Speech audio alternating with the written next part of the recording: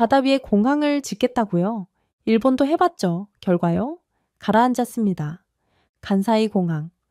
멋졌지만 치마와 적재 무너졌습니다. 그걸 본 한국은 갯벌 위에 공항을 짓겠다고 나섰습니다.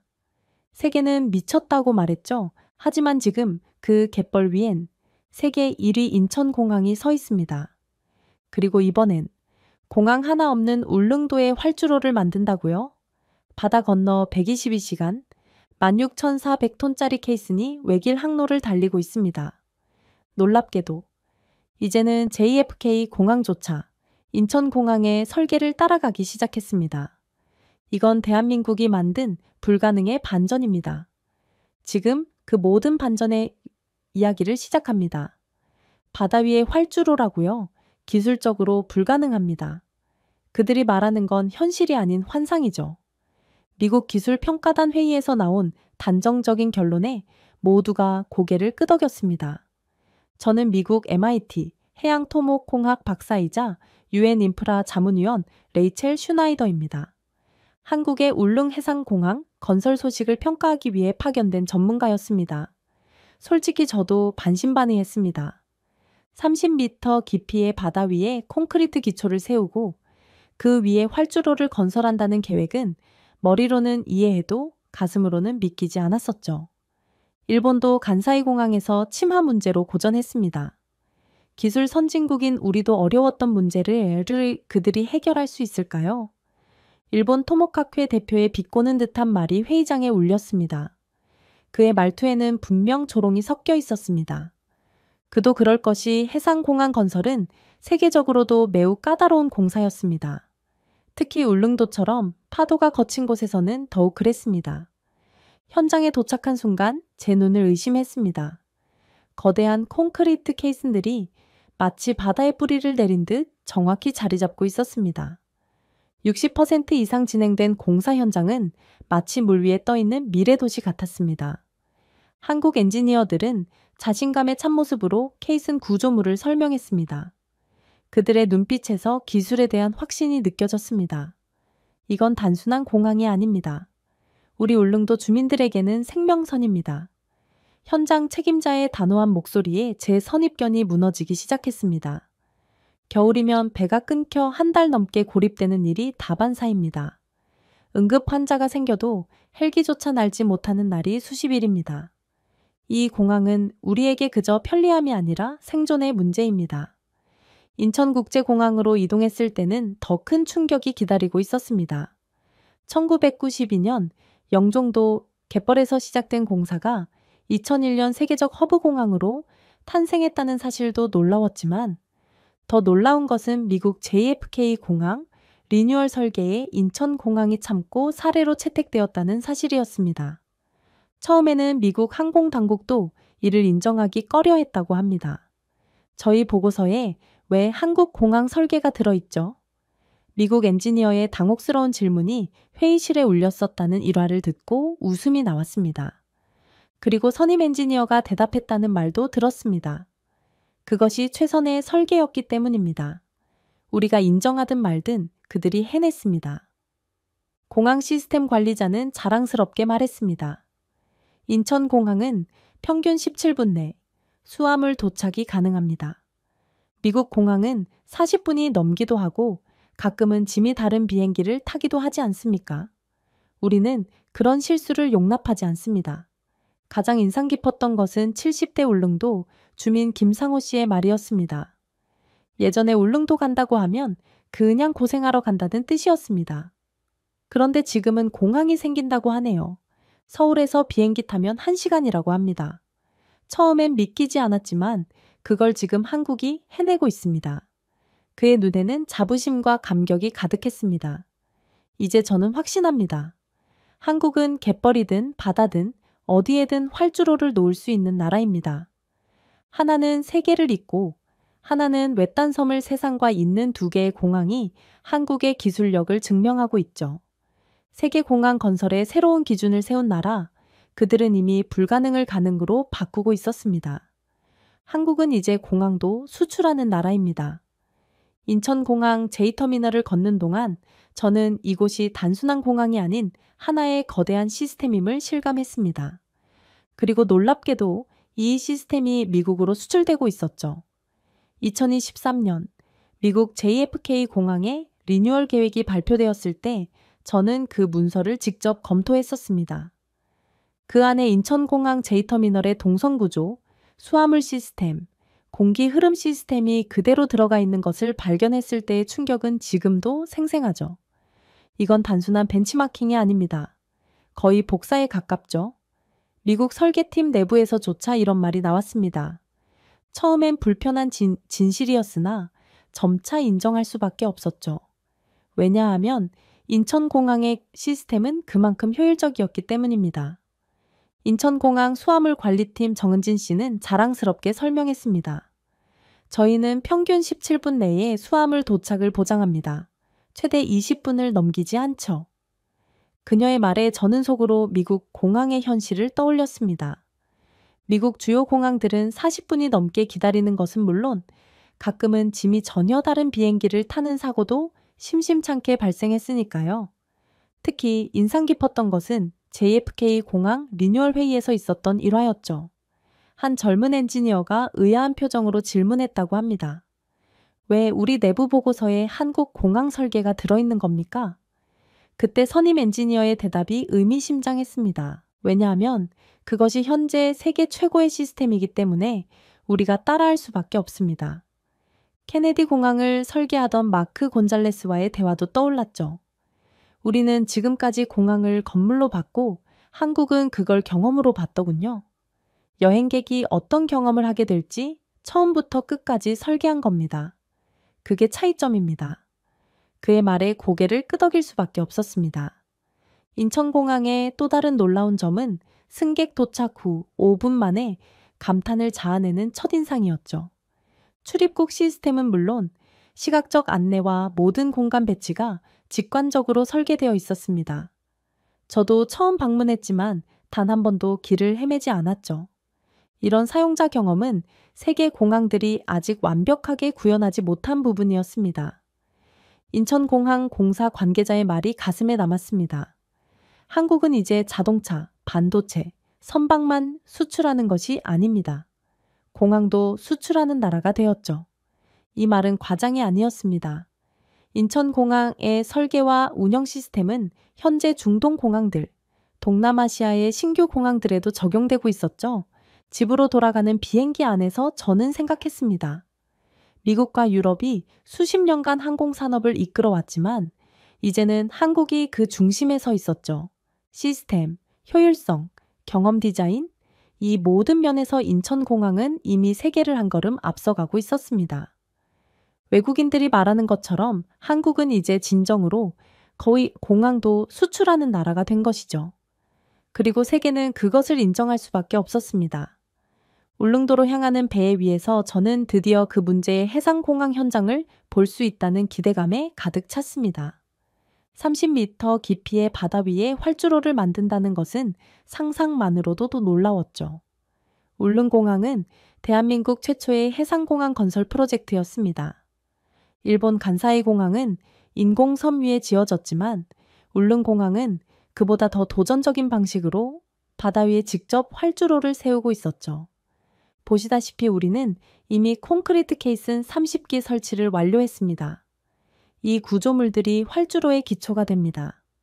케이슨이라 불리는 각 구조물은 28m 높이의 거대한 콘크리트 블록으로 마치 바다에 뿌리 내린 아파트처럼 보였죠. 그러나 현장을 둘러보며 한 가지 논쟁점이 드러났습니다.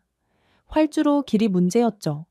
설계상 활주로는 1200m로 계획되어 있었습니다. 그러나 울릉도 주민들은 1500m로 연장해야 한다고 강하게 주장하고 있었습니다. 저희는 기상 변화가 잦은 울릉도 특성상 더 긴 활주로가 필요합니다. 1200m로는 악천후, 시 착륙이 불가능할 때가 많습니다. 주민대표 김상호 씨의 말에는 절박함이 묻어 있었죠. 이걸 만드는 이유가 뭡니까? 비상시 대피하고 의료 지원을 받기 위해서 아닙니까? 그런데 정작 필요할 때 비행기가 못 내린다면 무슨 소용이 있겠습니까? 반면 정부 측은 현실적인 어려움을 토로했습니다. 300m를 추가로 연장하려면 1조 원이 넘는 추가 예산이 필요합니다. 이는 전체 예산의 30% 이상을 차지하는 금액이죠. 담당 공무원의 설명이었습니다. 제가 흥미롭게 지켜본 것은 이 갈등 속에서도 공사는 계속 진행되고 있다는 점이었죠. 현재 공정률은 61%를 넘어섰고 2028년 개항을 목표로 착실히 나아가고 있었습니다. 울릉도 현지 주민들과의 대화는 더욱 인상적이었습니다. 외딴섬에 사는 것이 어떤 의미인지 아십니까? 겨울이면 배가 끊겨 한 달 넘게 고립됩니다. 응급 환자가 생겨도 헬기조차 날지 못하는 날이 수십 일입니다. 이 공항은 우리에게 교통이 아니라 생명선입니다. 김상호 씨의 말에서 저는 이 프로젝트의 진정한 의미를 깨달았습니다. 섬 주민들에게 비행기 활주로는 단순한 편의 시설이 아니었습니다. 그것은 생존과 직결된 문제였죠. 기술적 도전을 넘어 한국은 이 바다 위 활주로를 통해 외딴 섬 주민들의 삶의 질을 근본적으로 바꾸려 하고 있었습니다. 현장을 떠나기 전 한 엔지니어의 말이 제 마음에 깊이 남았습니다. 세계 어디에서도 울릉도처럼 험한 바다에 공항을 짓는 나라는 없습니다. 왜냐고요? 경제성이 없으니까요. 하지만 우리는 그럼에도 합니다. 사람이 먼저니까요. 그의 말에서 저는 기술 이상의 가치를 느꼈습니다. 울릉공항은 단순한 토목공사가 아니었습니다. 그것은 생존의 조건을 스스로 만들어내는 한국의 철학을 보여주는 프로젝트였죠. 섬 하나의 활주로를 만든다는 것, 그 자체가 한국의 기술력과 의지를 세계에 보여주는 증거였습니다. 인천공항으로 돌아온 저는 이제야 이 공간을 다른 시각으로 바라보게 되었습니다. 처음에는 기능성과 효율성에만 집중했지만 이번에는 그 아름다움의 시선을 뺏겼죠. 인천공항은 전통 한옥의 곡선을 닮은 유려한 아치형 설계로 세계 공항 디자인 부문에서도 많은 찬사를 받고 있었습니다. 천장의 곡선, 기둥의 배치, 그리고 자연광을 끌어들이는 방식까지 모든 것이 기능과 미학의 완벽한 조화를 이루고 있었죠. 공항은 한 나라의 첫인상을 결정짓는 공간입니다. 단순히 여객을 처리하는 시설이 아니라 국가의 정체성과 문화적 자부심을 표현하는 공간이죠. 인천공항공사 디자인팀장의 설명이 제 눈에 보이는 모든 것과 일치했습니다. 특히 인상적이었던 것은 J터미널의 천장 디자인이었습니다. 전통 한옥, 지붕의 처마 곡선을 현대적으로 재해석한 이 디자인은 웅장하면서도 따뜻한 느낌을 주었죠. 그 아래로 쏟아지는 자연광은 마치 숲속의 빗줄기처럼 내부 공간을 따스하게 밝히고 있었습니다. 우리는 여행객들이 이곳에서 잠시 머무는 동안 한국 문화를 경험하길 원했습니다. 그래서 곳곳의 전통 요소를 현대적으로 반영했죠. 디자인팀장의 설명에 고개를 끄덕였습니다. 공항 내부에는 한국 미술 전시관, 국악 공연장, 전통 공예 체험 공간까지 갖추고 있었습니다. 이곳은 단순한 대기 공간이 아닌 한국을 보여주는 문화적 무대였죠. 제 동료들도 자주 말했습니다. 미국 공항들은 효율만 생각하다 사람을 잊었어. 하지만 인천공항은 사람이 중심이야. 그리고 울릉공항 설계도를 검토하며 또 다른 놀라움을 발견했습니다.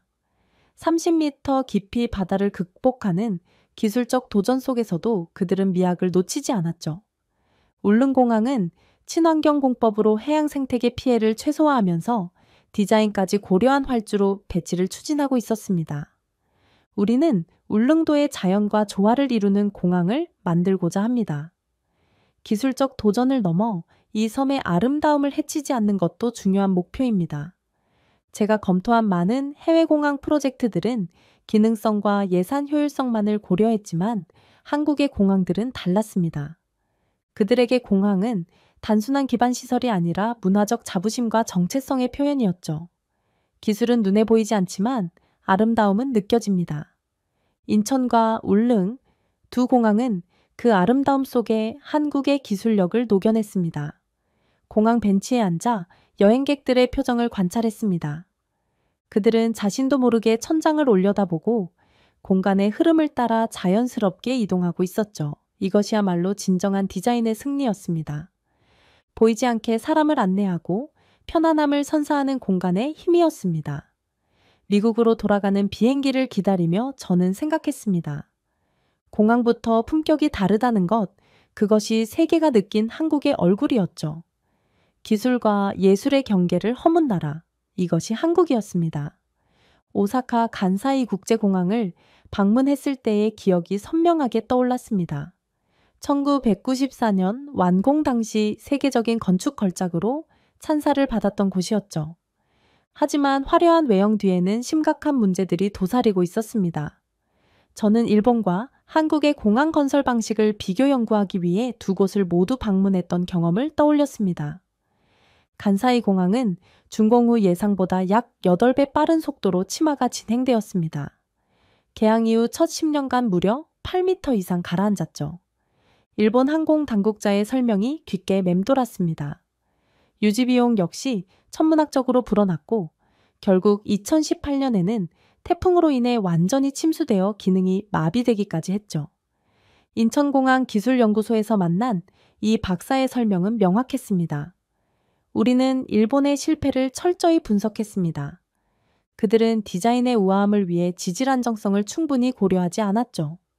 반면 우리는 미관보다 안정성에 초점을 맞췄습니다. 이 박사는 지도를 펼쳐 설명을 이어갔습니다. 간사이 공항은 부드러운 점토층 위에 건설되어 침하가 심했지만 인천공항은 단단한 지반 위에 위치하고 있습니다. 또한 우리는 지반 개량 공사를 통해 침하 가능성을 최소화했죠. 놀라웠던 점은 인천공항의 침하량이 20년이 지난 지금도 예상치의 절반에도 미치지 않는다는 사실이었습니다. 간사이 공항이 첫 10년 동안 8m 이상 침하된 것과 비교하면 인천공항은 같은 기간 동안 불과 0.7m 침하되는 데 그쳤죠. 비용 효율성도 큰 차이점입니다. 간사이 공항은 총 건설비가 200억 달러에 육박했지만 인천공항 1단계는 그보다 훨씬 적은 56억 달러로 완공됐습니다. 흥미로웠던 것은 이 모든 성공이 선행사 사례를 철저히 분석하고 개선한 결과라는 점이었죠. 누군가의 실패를 교훈 삼아 더 나은 결과를 만들어낸 것입니다. 이제 인천공항은 연간 여객 1억 명 시대를 준비하고 있었습니다. 반면 일본은 여전히 구조 개편의 골머리를 앓고 있었죠. 인천공항 직원 휴게실에서 만난 30년 경력의 엔지니어는 조용히 말했습니다. 예전에는 일본을 따라가려고만 했습니다. 그런데 이제는 우리가 기준이 되었죠. 그들이 우리를 벤치마킹하고 있습니다. 저는 그날 취재 노트에 이렇게 적었습니다. 한국은 선진국을 흉내내는 것이 아니라 실패로부터 배우고 새로운 기준을 세우는 나라다. 그리고 덧붙였죠. 실패는 남이 했고 한국은 그것을 교훈 삼아 넘어섰다. 비행기 창밖으로 보이는 인천공항의 모습은 마치 바다 위에 떠있는 거대한 배처럼 안정적으로 보였습니다. 그 아래에는 철저한 분석과 기술적 혁신, 그리고 선배들의 실패로부터 배우는 겸손함이 단단한 기초로 자리 잡고 있었죠. 이것이 바로 한국의 선진국을 뛰어넘은 기술력이었습니다. 울릉도 둘레길을 걸으며 김상호 씨와 이야기를 나눴습니다. 그의 눈빛에는 간절함이 담겨 있었습니다. 저희는 2028년 개항을 손꼽아 기다리고 있습니다. 그날만 생각하며 살고 있다고 해도 과언이 아니죠. 그의 말에 담긴 절실함이 가슴에 와 닿았습니다. 울릉도에서 만난 주민들 모두가 공항 개항을 인생의 중대사처럼 여기고 있었습니다. 73세 김 씨는 평생 이 섬에서 살았지만 아직 비행기를 타본 적이 없다고 했죠. 제 나이에 비행기를 처음 타게 될 줄은 몰랐습니다. 그것도 우리 섬에서 말입니다. 갑자기 그가 바다를 향해 손짓했습니다. 저기 보이는 공사장이 바로 우리의 미래입니다. 저 활주로가 완성되는 날 울릉도의 역사는 새로 쓰이게 될 거예요. 공사 현장을 바라보는 그의 눈빛에서 오랜 기다림의 무게가 느껴졌습니다. 그날 저녁 울릉도 의료원장과의 대화도 인상적이었죠.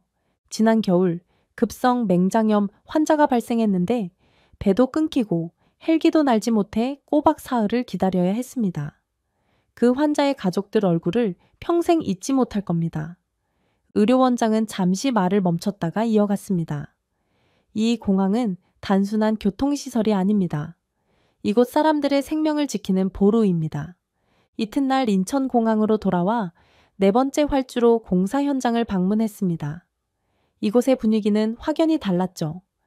울릉도가 첫 비행기를 기다리는 설렘으로 가득하다면 인천은 이미 세계의 주목을 받으며 더 큰 도약을 준비하고 있었습니다. 저희는 2040년까지 세계 3대 공항으로 도약하는 것을 목표로 하고 있습니다. 인천공항공사 미래전략팀장의 설명이었습니다. 네 번째 활주로 완공과 함께 연간 여객 1억 2천만 명 처리가 가능해질 겁니다. 이는 현재 대비 30% 이상 증가한 수치죠. 그의 설명을 들으며 인천공항의 현재 위상을 실감했습니다. 이미 세계 최고 수준의 공항으로 인정받고 있지만 그들은 여기서 멈추지 않고 계속해서 진화하고 있었죠. 전 세계가 착륙하고 싶어 하는 곳으로 자리매김한 인천공항과 첫 비행기가 오기를 간절히 기다리는 울릉공항. 같은 나라의 이야기라고는 믿기 어려울 정도로 대조적이었습니다. 울릉도에서 만난 한 노인의 말이 계속 떠올랐습니다. 비행기 뜨는 걸 살아서 보게 될 줄은 몰랐습니다. 우리 아버지는 평생 그런 날이 올 거라 믿었지만 결국 보지 못하고 돌아가셨죠. 그의 말에는 여러 세대에 걸친 기다림의 역사가 담겨 있었습니다. 저녁 무렵 인천공항 전망대에 올라 착륙하는 비행기들을 바라보며 생각했습니다. 한쪽에서는 비행기 한 대의 착륙을 간절히 기다리고 다른 한쪽에서는 매일 수백 대의 비행기가 세계 각국에서 날아옵니다. 누군가는 비행기 오는 걸 기다리고 누군가는 공항이 기준이 되는 걸 지켜봅니다. 둘 다 같은 나라의 이야기였죠. 호텔로 돌아가는 길에 울릉도 주민의 말이 다시 떠올랐습니다. 우리는 첫 비행기를 기다립니다. 그리고 인천공항 관계자의 말도 함께 떠올랐죠. 세계가 우리를 찾아옵니다. 기다리는 공항과 도착하는 공항, 그 둘 사이에 한국의 현재와 미래가 공존하고 있었습니다. 대부분의 공항들이 건물 규모와 시설의 웅장함에 집중할 때 한국의 공항은 다른 길을 걷고 있었습니다. 인천공항 고객경험팀 사무실에서 저는 놀라운 자료들을 접하게 되었습니다. 벽면을 가득 채운 사용자 동선 분석표와 10단계로 세분화된 여객 경험 지도가 인상적이었죠. 여기서는 시설보다 사람이 먼저였습니다. 저희는 하루에도 수십 번 공항을 걸어봅니다. 매주 승객 입장이 되어 모든 경로를 검증하죠. 왜 그런 일을 하냐고요? 단 한 명의 승객도 헤매지 않게 하기 위해서입니다. 그녀는 디지털 패널을 가리키며 설명을 이어갔습니다. 보통 사람들은 공항에서 세 가지를 가장 두려워합니다. 길 잃기, 시간 놓치기, 그리고 짐 분실이죠. 저희는 이 세 가지 불안 요소를 완전히 제거하는 데 집중했습니다. 대기구역에서는 또 다른 놀라움이 기다리고 있었습니다. 좌석마다 충전 포트가 설치되어 있었고 모든 테이블은 노트북 사용에 최적화된 높이로 맞춰져 있었죠. 심지어 탑승 게이트 주변에는 조용한 휴식 공간도 마련되어 있었습니다. 공항은 스트레스가 가득한 곳입니다. 저희는 그 스트레스를 최소화하고 싶었습니다. 인천공항 실내 디자이너의 말이었습니다. 사람들이 편안하게 기다리고 일하고 쉴 수 있는 공간을 만들었죠. 이건 단순한 디자인 문제가 아니라 사람에 대한 배려입니다. 울릉공항 현장에서도 같은 철학을 발견할 수 있었습니다. 아직 건설 중이지만 설계도만 봐도 사람 중심의 접근 방식이 명확했죠. 좁은 부지에도 불구하고 응급 의료시설과 별도의 구급 이송 동선이 확보되어 있었습니다. 울릉도는 응급 상황이 빈번합니다. 이 공항은 단순한 교통시설이 아니라 생명선이죠. 그래서 의료 지원 기능을 최우선으로 고려했습니다. 공항 터미널 내부를 둘러보며 저는 미국 및 유럽 공항들과의 결정적 차이점을 발견했습니다. 그곳들이 상업 공간 확대와 매출 증대에 집중한다면 인천공항은 여행객의 편안함과 효율성에 우선순위를 두고 있었죠. 매장들은 동선을 방해하지 않는 위치에 배치되었고 안내 표지판은 직관적이고 명확했습니다. 상업시설도 중요하지만 그것이 여행객의 경험을 저해해서는 안 됩니다. 저희는 수익보다 사용자 경험을 우선시합니다. 공항 상업시설팀장의 단호한 말이었습니다. 한국 공항의 이런 철학은 단순히 서비스 차원을 넘어선 사회적 가치였습니다. 공항을 돈벌이보다 공공재로 보는 시선, 그것이 한국 공항의 근본적인 차이점이었죠. 한국은 공항에서조차 사람을 먼저 생각하고 있었습니다. 인천공항을 떠나기 전 저는 한 노부부가 안내 직원에게 묻는 것을 들었습니다. 길을 잃을까 걱정했는데 여기는 너무 쉽게 찾을 수 있네요. 안내 직원이 미소 지으며 대답했습니다. 저희가 바로 그것을 목표로 했습니다. 모든 분들이 편안하게 여행하시길 바라니까요. 그 순간 저는 깨달았습니다. 디자인보다 중요한 것은 그 안에서 사람이 얼마나 편한가입니다. 한국은 그 진리를 공항에서부터 실천하고 있었죠. 미국으로 돌아온 저는 곧바로 국제공항 컨퍼런스에 참석했습니다. 뉴욕 JFK 공항 리노베이션 책임자가 발표하던 중 익숙한 이미지가 스크린에 나타났을 때 저는 미소를 감출 수 없었습니다. 그것은 바로 인천공항의 동선 시스템이었죠. 저희는 세계 최고의 공항 시스템을 벤치마킹했습니다. 인천국제공항의 수화물 처리 시스템과 여객 동선은 현존하는 가장 효율적인 모델이라고 할 수 있죠. 그의 솔직한 고백에 청중은 고개를 끄덕였습니다. 더 이상 숨길 필요가 없었던 것입니다. 이제 한국의 공항 기술은 세계적으로 인정받고 있었죠. 컨퍼런스 휴식 시간, 중동 공항 관계자들과 대화를 나누게 되었습니다. 우리는 도하 신공항 건설에 한국 엔지니어링 회사를 컨설턴트로 고용했습니다. 그들의 효율성과 미학적 안목이 놀랍습니다. 카타르 항공청 관계자의 말이었습니다. 동남아시아 국가들도 앞다투어 한국의 공항 설계를 도입하고 있었습니다. 베트남, 필리핀, 인도네시아 등 급성장하는 항공시장을 가진 국가들이 인천공항을 모델로 신공항 건설을 추진 중이었죠. 우리는 단순히 건물을 짓는 게 아니라 시스템을 구축하는 것입니다.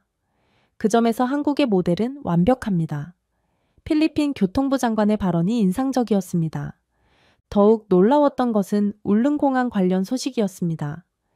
유엔 산하 개발도상국 지원 프로그램에서 울릉공항의 해상활주로 기술을 도서, 지역 개발 모델로 채택하려는 움직임이 있었죠. 울릉공항 모델은 태평양 섬국가들에게 혁명적인 변화를 가져올 수 있습니다. 이 기술이 피지나 솔로몬 제도 같은 곳에 적용된다면 그들의 삶이 완전히 달라질 것입니다. 유엔 개발계획 담당자의 설명이었습니다. 한국이 개발한 공항 설계와 기술은 이제 하나의 수출 상품이 되어 세계로 퍼져나가고 있었습니다. 그것도 단순한 건축물이 아닌 시스템과 철학까지 함께 전파되고 있었죠. 컨퍼런스 마지막 날, 한 외신 기자가 쓴 칼럼이 화제가 되었습니다. 인천공항은 단순한 공항이 아니라 나라가 가진 전략을 보여주는 공간이다. 한국은 공항을 통해 자국의 효율성, 미학, 그리고 사람 중심의 가치관을 드러내고 있다. 이 문장은 제가 느꼈던 바로 그 생각을 정확히 표현하고 있었습니다. 공항 하나가 나라의 격을 보여준다면 한국은 분명 그 격을 세계 최고 수준으로 끌어올렸습니다. 이제 한국의 공항은 단순한 시설물이 아닌 세계가 배우고 싶어하는 표준이 되었죠. 그리고 그 표준은 계속해서 진화하고 있었습니다. 저는 유엔 인프라 자문 보고서에 이렇게 적었습니다. 한국은 이제 세계의 새로운 기준을 제시하고 있습니다. 그들의 공항은 기술을 넘어 철학을 담고 있습니다. 이 모델은 단순히 모방할 것이 아니라 그 근본 가치까지 배워야 할 대상입니다. 한 나라의 공항이 세계의 새로운 기준이 되는 순간 저는 그것을 지켜보는 증인이 되었습니다. 이젠 공항도 수출합니다. 그게 바로 한국입니다. 자, 오늘의 이야기는 여기까지입니다. 오늘 우리는 한국이 어떻게 바다와 갯벌 위에 세계 최고의 공항을 만들어냈는지, 그리고 그 기술과 철학이 어떻게 세계적 표준이 되어가고 있는지 살펴보았습니다. 인천공항은 세계를 연결하는 허브로, 울릉공항은 외딴 섬의 생명줄을 만들어주는 기적으로 자리매김하고 있습니다. 이제 한국은 세계가 배우고 싶어하는 공항 기술의 선도국가가 되었습니다. 불과 몇십 년 만에 이룬 이 놀라운 반전, 그것이 바로 대한민국의 진정한 힘입니다. 지금까지 우인스의 수진이었습니다. 오늘도 끝까지 함께 해주셔서 정말 감사합니다. 당신만의 해외 감동 이야기가 늘 당신 곁에서 따뜻한 순간으로 남길 바랍니다.